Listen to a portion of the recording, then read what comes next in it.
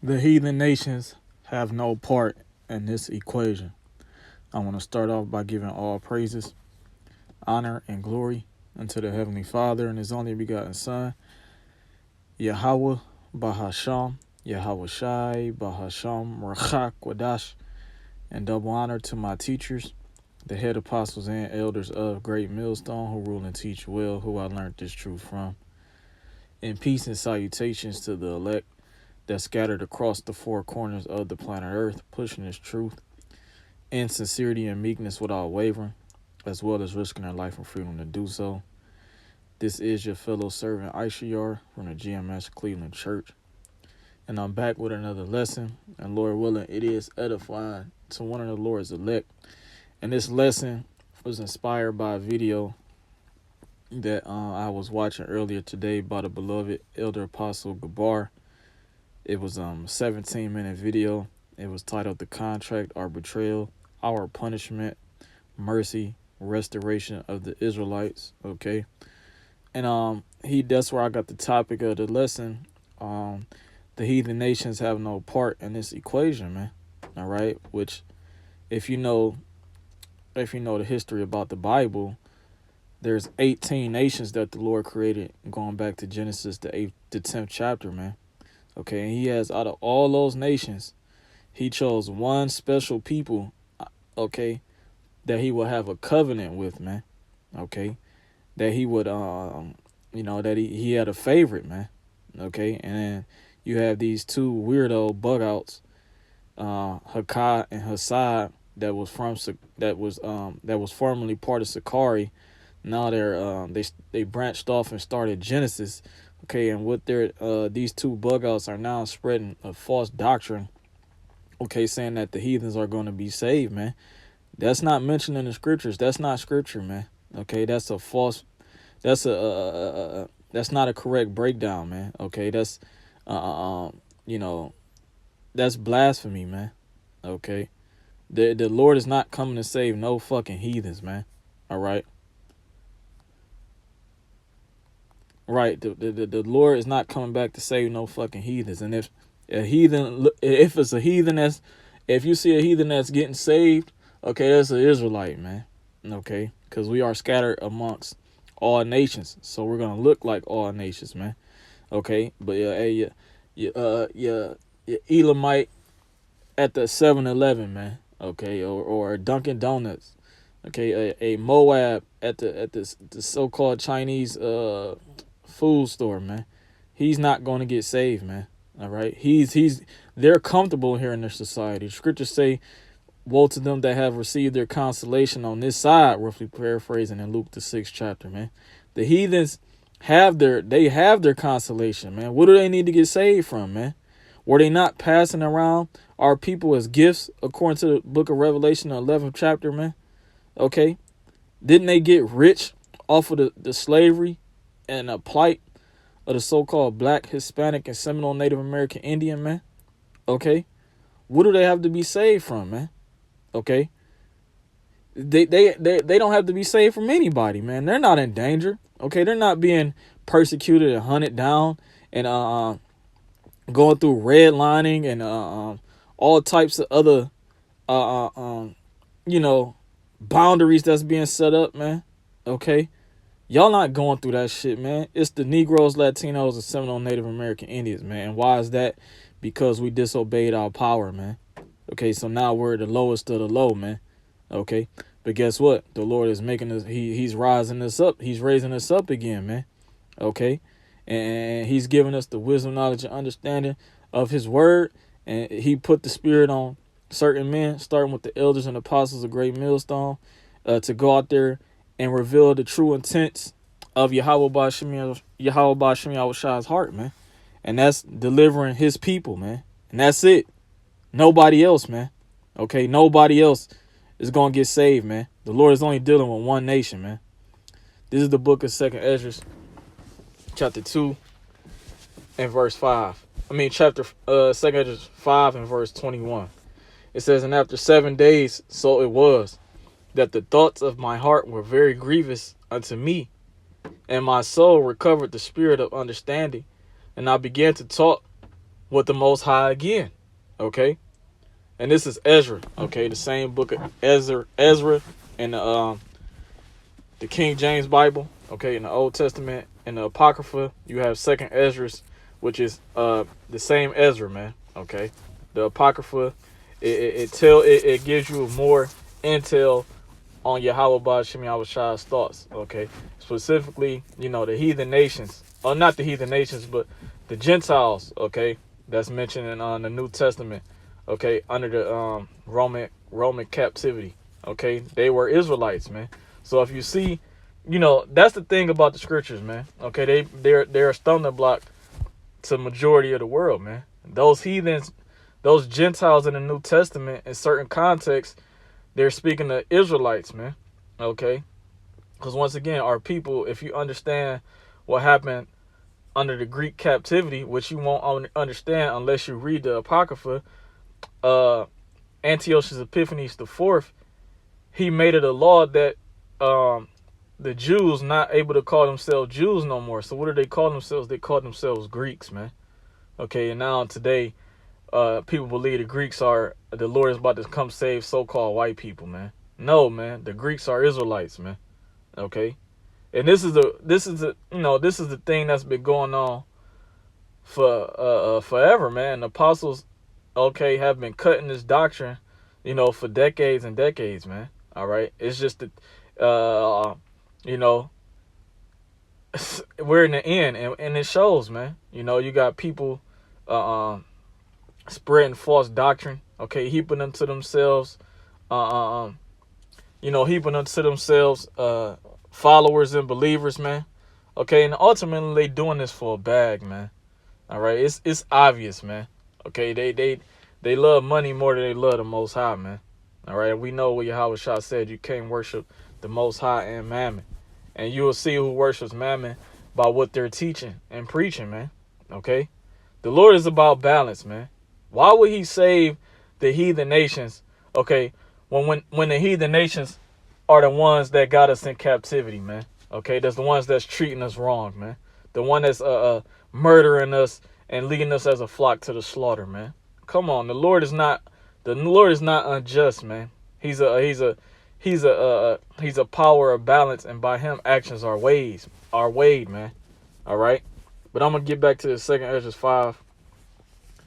5:23, and said, "O Lord, that bearest rule of every wood of the earth and of all the trees thereof, thou hast chosen thee one only vine."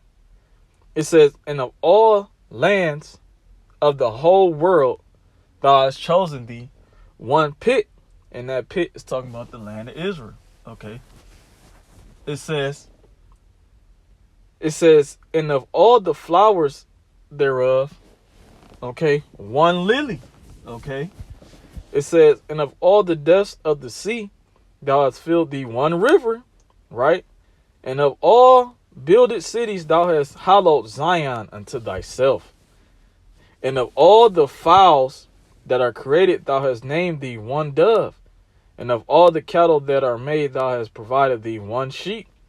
And among all the multitudes of people, thou hast gotten thee one people. And unto this people, whom thou lovedest, thou gavest a law that is approved of all," man. So the Lord, man, what's up with all these fucking raccoons on my street, man? This place gotta go, bro. But the Lord has favorites, man. Okay, and His favorite people of all nations, of the 18 nations that He created, is the Israelites, man. Okay. He gave them they are His favorite so much that what? He gave them a law, man. Okay. And guess what? Through that law, what happened, man? We're able to, if we keep the law, we're able to receive the blessings.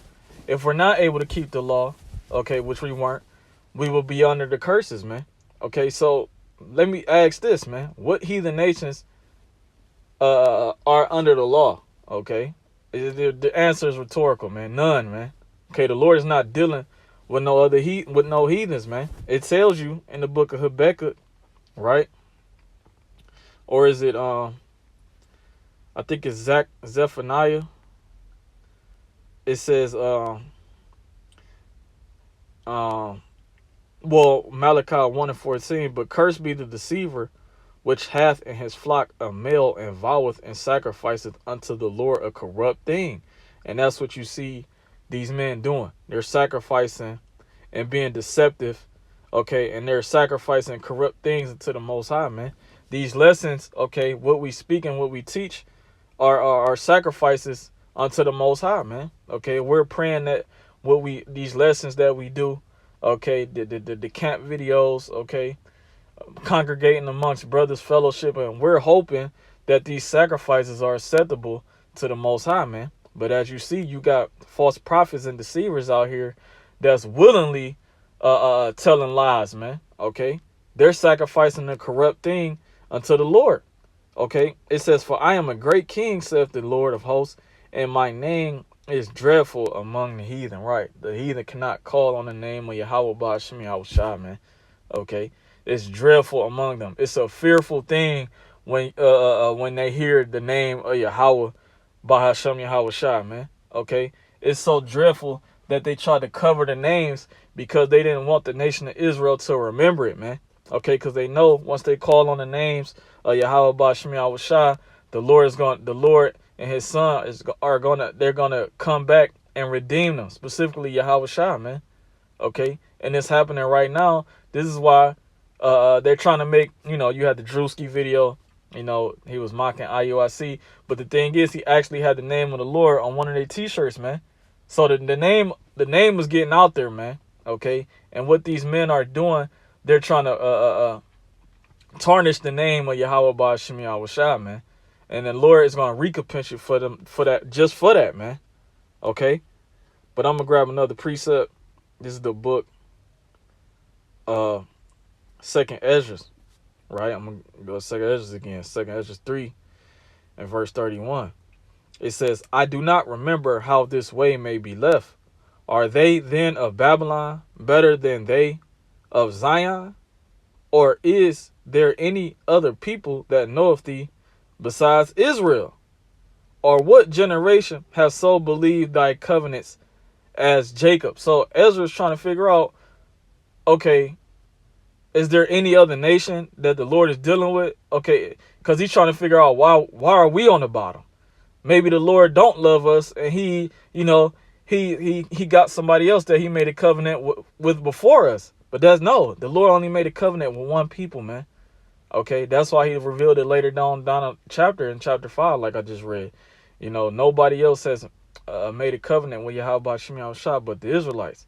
But you will see, okay, this is why you see, you got a lot of people say, well, I believe, man, the Lord is dealing with the so-called white man. Okay, maybe the Lord is white because the riches and the control that he has, man. Okay, so they believe the Lord is dealing with the so-called white man, but which he is. The Lord set him up, man. But also, guess what? He's not the chosen, man.